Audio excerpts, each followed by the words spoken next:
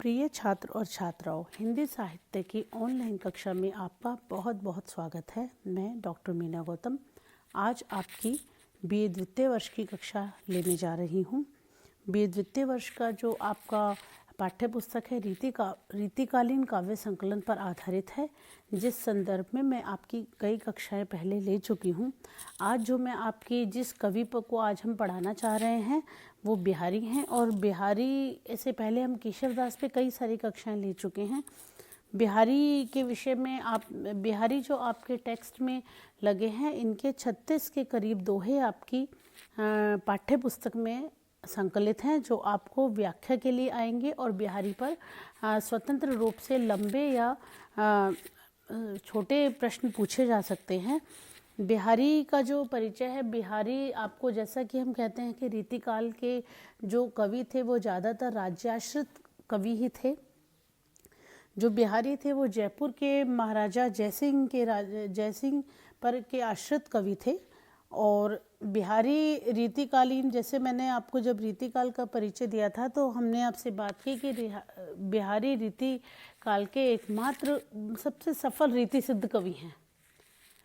और बिहारी की जिस काव्य कृति की वजह से बिहारी की प्रसिद्धि हुई है वह सतसई है। बिहारी सतसई के नाम से प्रख्यात है। बिहारी सतसई अपने आप में बहुत महत्वपूर्ण पुस्तिका है, और आप परिमाण की दृष्टि से देखेंगे तो बिहारी सतसई में 700 के करीब दोहे संकलित हैं।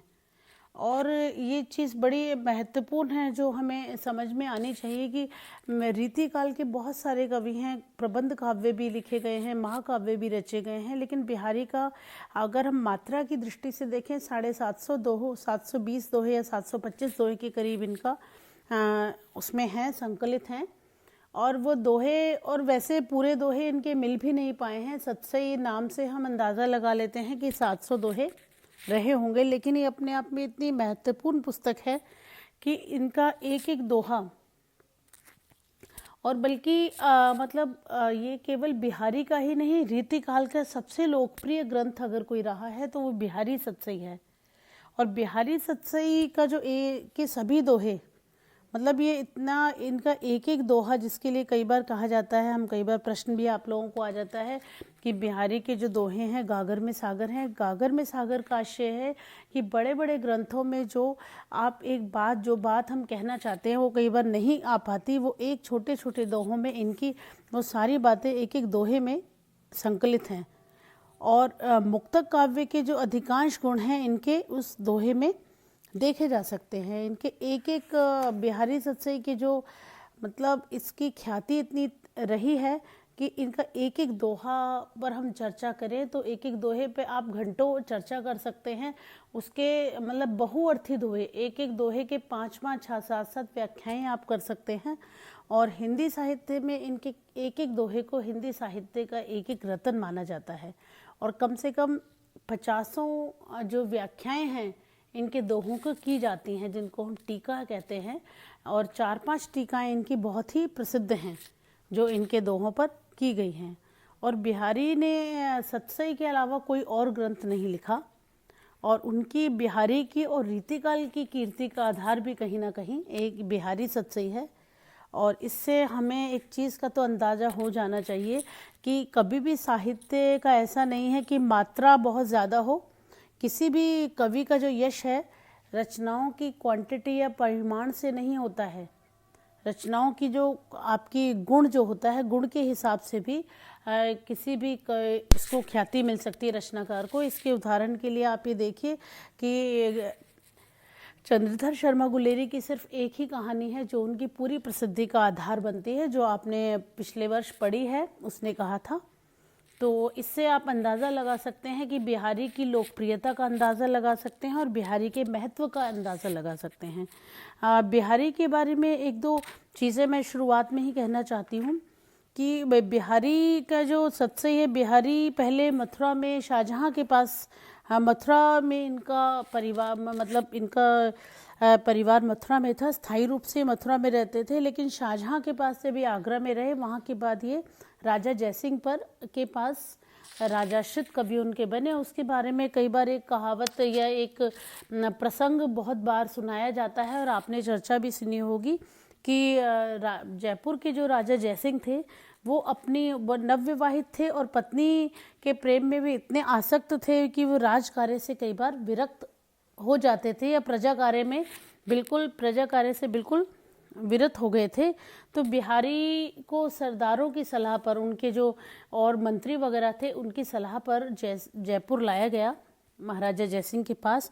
और उनका एक प्रसिद्ध दोहा है जिसकी चर्चा मैं करना चाहूँगी कि नहीं पराग नहीं मधुर मधु, नहीं विकास यही काल, अली कली ही सो बंधियो अब आगे कौन हवाल। ये बड़ा पहला दोहा था जो बिहारी का माना जाता है। हाँ, जयसिंह के दरबार में जब उन्होंने दोहा लिखकर भेजा तो ये बड़ा बहुअर्थी दोहा है। अब आप समझेंगे, आपके कोर्स में भी है। तो जब इस दोहे का जो प्रभाव है वो महाराज पर इतना जल्दी से असर हुआ, इतना जादू जैसा प्रभाव हुआ कि वे अपने कर्तव्य के प्रति सचेत हो गए। और उसके पश्चात ही महाराजा ने बिहारी को अपने यहाँ पर राजाश्रित कवि के रूप में रख लिया। और माना जाता है कि इनके एक एक मुक्तक पर, एक एक दोहे पर इनको एक एक सोने की अशर्फी मिला करती थी। बिहारी के वहाँ पर जो राजाश्रम में जो उन्होंने दोहे लिखे, उन्हीं दोहों का जो संग्रह है वो बिहारी सतसई के नाम से प्रसिद्ध हुआ। और जो बिहारी की जो आप सतसई पे बात करेंगे, बिहारी सतसई का जो प्रमुख रस है वो श्रृंगार रस पर बात है, लेकिन उसमें नीति, भक्ति, लोक मर्यादा, वैराग्य और सामाजिक व्यवहार के रूप में बहुत सारे दोहे रचे गए हैं। और इसमें सतसई की जो परंपरा थी, आपको मालूम होना चाहिए, सतसई की परंपरा मतलब हिंदी साहित्य में पहली बार सतसई दिखाई देती है, लेकिन संस्कृत और पाली में ये सतसई की परंपरा बहुत पुरानी रही है। बिहारी बहुत ही मतलब प्रतिभाशाली कवि हैं। इनके प्रतिभा तो आप जब आप इनके दोहे पढ़ेंगे तो आपको समझ आएगा कि इनका जो एक एक दोहे की में कलात्मकता, प्रभावशीलता की बहुत ही अद्भुत क्षमता है। और हर दोहे की अपनी एक अलग विशेषता आपको दिखाई देगी। इनका चूंकि दरबारी कवि थे तो श्रृंगारपूर्ण रचनाएं लिखा करते थे, लेकिन नीति और भक्ति भी इनकी कविताओं में बहुत ज़्यादा दिखाई देती है। और जो हम देखते हैं कि जो कि एक मुख्य एक भाव था, एक नारी चित्रण का या नारी सौंदर्य चित्रण का, नारी के सौंदर्य चित्रण का जो बिहारी का वो है, बिहारी का जो तरीका है, बिहारी की जो शैली है वो बहुत खूबसूरती से और बहुत अच्छाई से इन्होंने इस चीज़ को उतारा है। और ये नारी की जो होता है ना छवि का जो इनके यहाँ पर प्रसंग, इनके यहाँ जो नारी की चीज़ की मादकता, कोमलता, सरसता जो दिखाई देती है, ऐसा मतलब इतनी सॉफ्टनेस से, इतने अच्छे से और किसी कवि इस नारी की छवि को या नारी के मतलब अंग अंग की छवि जो इन्होंने दर्शाई है और बहुत ही सौम्य तरीके से जो दिखाई है, वैसा ऐसा कहीं भी नहीं दिखाई देता। और विरह का जो अतिशयोक्तिपूर्ण वर्णन है इनकी सतसई में बहुत ज़्यादा दिखाई आपको देगा। लेकिन इतना भी अतिशयोक्तिपूर्ण वर्णन होने के बावजूद वो अपनी सहजता में बहुत ज़्यादा महत्वपूर्ण है। सहजता की वजह से इनकी जो सतसई है बहुत महत्वपूर्ण मानी जाती है। और जो बिहारी के सतसई के दोहे हैं, सबसे महत्वपूर्ण बात है उनकी व्यंजना, उनकी अर्थगर्भिता बहुत महत्वपूर्ण है। अब जब हम इनका मूल्यांकन करेंगे, अब इनकी सतसई का जैसे हम मूल्यांकन करते हैं तो बहुत सारी चीज़ें हैं कि कवि जिस प्रकार के विषयों के चुनाव करते हैं बिहारी, जैसे कि बिहारी के पास ऐसा कर सकते थे कि वे श्रृंगारिक कवि थे, लेकिन बिहारी के यहाँ पर जो श्रृंगार का वर्णन है वो कहीं भी एक दरबारी संस्कृति, दरबारी तरीके का नहीं दिखाई देता। एक सामान्य गृहस्थ के इन्होंने प्रसंगों को उठाया है, एक सामान्य परिवारों के प्रसंगों को उठाया है और जिस प्रकार के विषय, प्रसंग और भावना, ऐसी भावनाओं को उठाते हैं कि जिसमें रस निष्पत्ति बहुत आसानी से हो जाती है। और बिहारी की जो शैली है वो कहीं ना कहीं बहुत सजीव और बहुत मार्मिक है, छोटी छोटी बातों को बहुत मार्मिक तरीके से प्रस्तुत करते हैं। इनकी जो भाषा शैली है वो सामासिक भाषा शैली है, बहुत कम शब्दों में बहुत अधिक बात कह देना। इनकी भाषा में कोमलता, सरलता, प्रवाह, नाद, सौंदर्य, बहुत सारी चीज़ें इनकी बिहारी सत्सई में सारी विशेषताएं मिलती हैं। और नायक और नायिका के प्रेम और श्रृंगार को अपनी व्यंजना का ये विषय बनाते हैं, लेकिन और मुक्तक में जो दिखाते हैं सभी रस इनके मुक्तकों में, इनके दोहों में दिखाई देते हैं, जो इनके यहाँ विशेष आपको चीज़ें दिखाई देंगी। बिहारी की एक और चीज़ है कि बिहारी की जो दोहे हैं उनमें भाव गांधीर्य बहुत अच्छे से दिखाई देता है। बड़े बड़े कवि बड़े बड़े छंदों में बहुत सारी चीज़ें नहीं दिखा पाते जितने 2 पंक्तियों के दोहों में इनके यहाँ पर दिखाई दे जाती है। तो ऐसी बहुत सारी विशेषताएं जो बिहारी के यहाँ आपको मतलब बहुत सारी चीज़ें आपको दिखाई देंगी।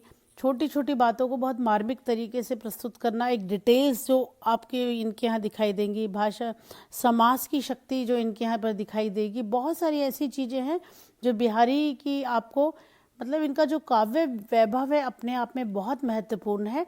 और इनकी बिहारी को पढ़ाने के लिए शायद केशव पर हमने 3 कक्षाएं ली थी। बिहारी के हम सत्सई पर और भी बहुत सारी चर्चाएं करेंगे और हम चाह रहे हैं कि इसको हम आगे से हम दोहों को लेकर ही इस प्रकार से हम आगे चर्चा करें कि दोहों को सामने रखकर फिर इसमें कुछ हम चर्चाएं करें। आज के लिए इतना ही, धन्यवाद। हम अगली कक्षा में बिहारी पर पुनः बात करते हैं।